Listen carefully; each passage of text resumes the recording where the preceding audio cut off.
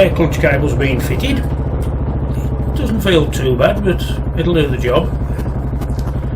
Today's plan, first of all, head into Keswick and a nice little cafe I've heard about called the filling station. So that's where we'll head.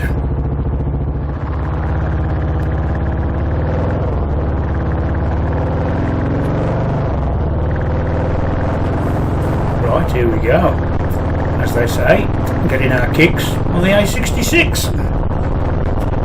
Next stop, Keswick.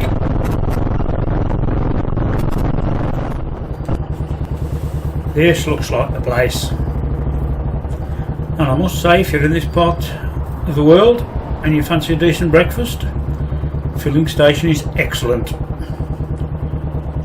I even opted for uncooked black pudding, which wasn't a problem. So right, and let's get in there and let's get fed. All being well, the next stop should be Jackson's Recovery at Wigton for, you've guessed it, another pre-digital fuel pump.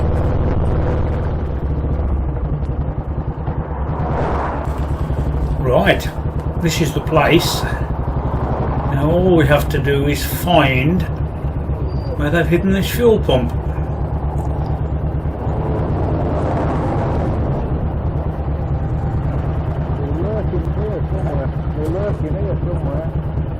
Can't see it. Right, we'll ask our man who's working on the truck there. He's bound to know.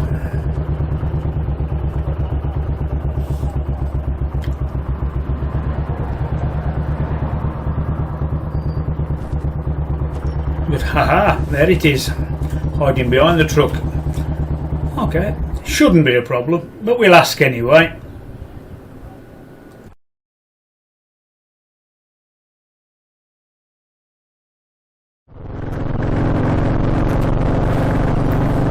And he happened to mention that he'd never ridden his bike in Scotland. Well, we're not too far from Scotland, so guess what? That's where we're going next. The road runs parallel to the M6 for quite a few miles. I think we're going about the same speed as the traffic on the M6. And before long we pass the sign saying Scotland welcomes you. Right, we're now officially riding in Scotland.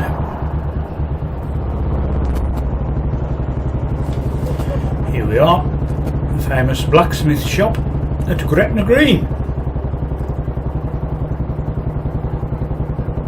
Might as well have a look round while we're here.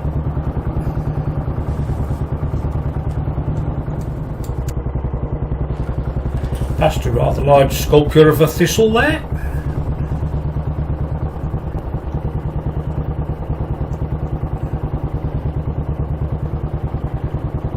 And let's park up round the corner.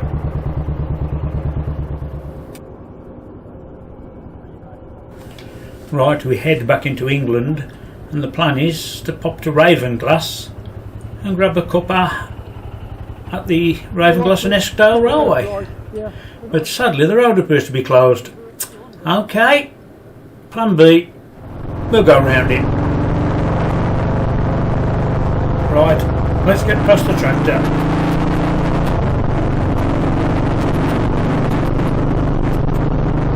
There we go, that'll do.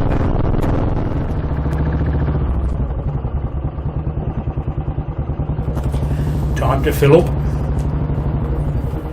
To be honest, I didn't make a note of the mileage and how much fuel I'd used because it wasn't really that important.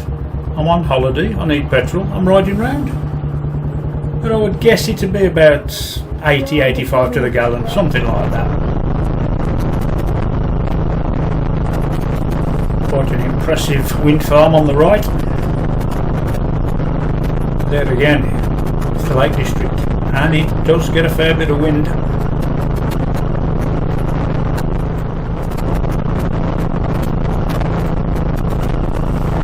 Really the kind of road that you come up here for, but it does get you from one place to another fairly quickly. I suppose a bit similar to the motorway in our neck of the woods,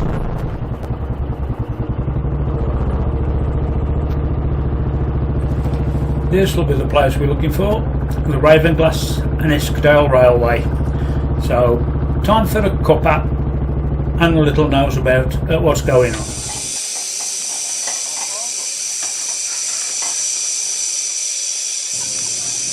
Yeah, it's turnaround time.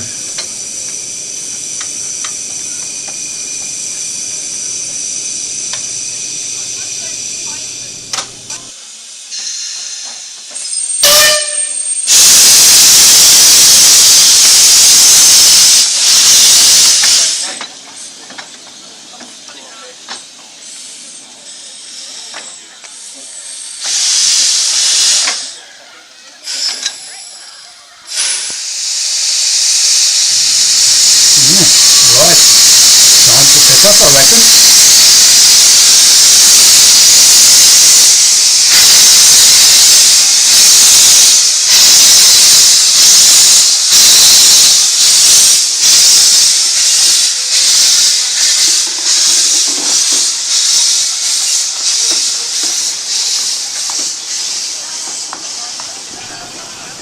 We have rode on this railway, but that was back in 2009.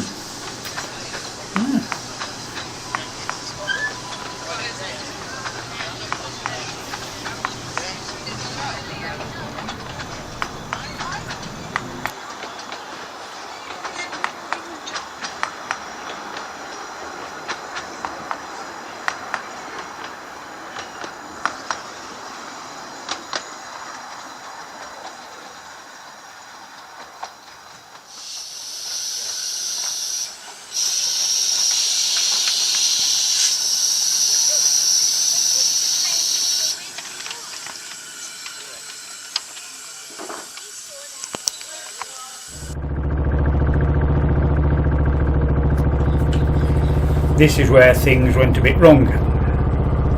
Having left the station, we headed for the Hardknott Pass. Now when we got to the pass, there was a van having trouble getting up one of the steep bits. So we thought, oh, yep, we're alright, there's plenty of room, we'll get past. Only for some reason I didn't, whether it was the new clutch cable I'd put on earlier that morning, but the bottom line is, me and the bike ended up on the floor. The bike suffered minor damage. I ended up with a few ribs that have seen better days, shall we say. But anyway, after all that, we picked the bike up, and lo and behold, it fell over again. This time, breaking the brake lever and snapping the right indicator off. So by means of a large brick and a tubular spanner extension, we repaired the front brake. And thus I was able to carry on with the rest of the holiday, albeit wincing every time I went over a bump. Thanks to the tubular extension out of Andy's Enfield toolkit, we repaired the front brake. The front indicator, well, luckily the rear one still flashed at the same rate, so all I did was use hand signals to alert any oncoming traffic that I was about to turn right. And to be honest, it didn't cause a problem throughout the rest of the holiday. The one thing that really did annoy me about this silly accident was the shock of the fall caused the camera to go into standby, so there's no actual footage of me going over the edge, which I'm more annoyed about than the damage to the bike, to be honest. Still, let's carry on up this pass, see if we get up this time without any mishaps. Just glad it wasn't this bend that I came off on, because the side of the road there is nothing but rocks. Further down, it's nice soft ferns and the odd thistle.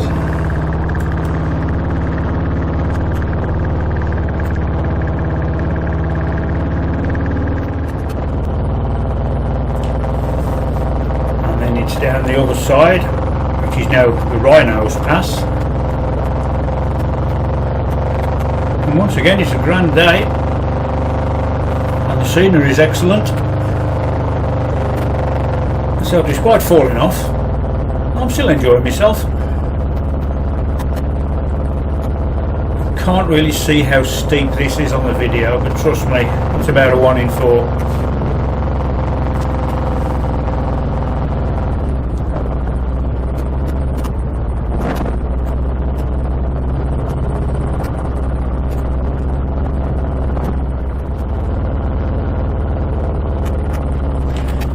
down another steep twisty bit into Great Langdale. I have camped there a few times in the past and had many a pint in the old Dungeon Gill pub, but I think today we should be passing them by.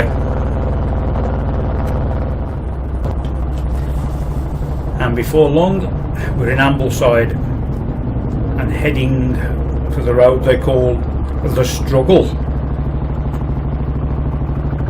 and you can see why they call it the Struggle when you start to go along it. It is a tad steep in places.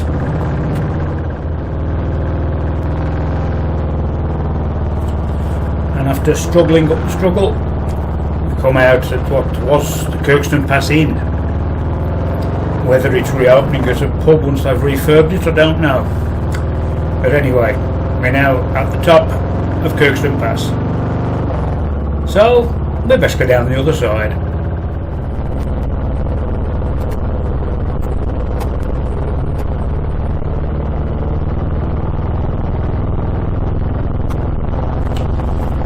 Certainly a nice road to ride down.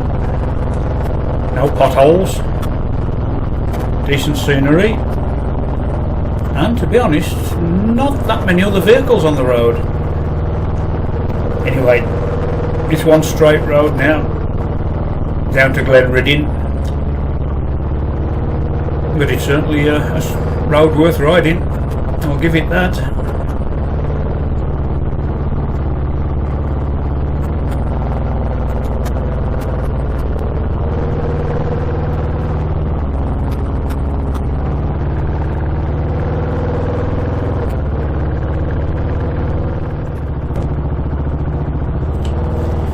And back into Glenriddin. That's the Ullswater Hotel on the right, which is where we tended to drink most nights. The pub nearest the site, the Travellers Rest, the beer is £5.80 a pint. In the Ullswater Hotel, it's £5.65. Still, that's Lake District prices for you.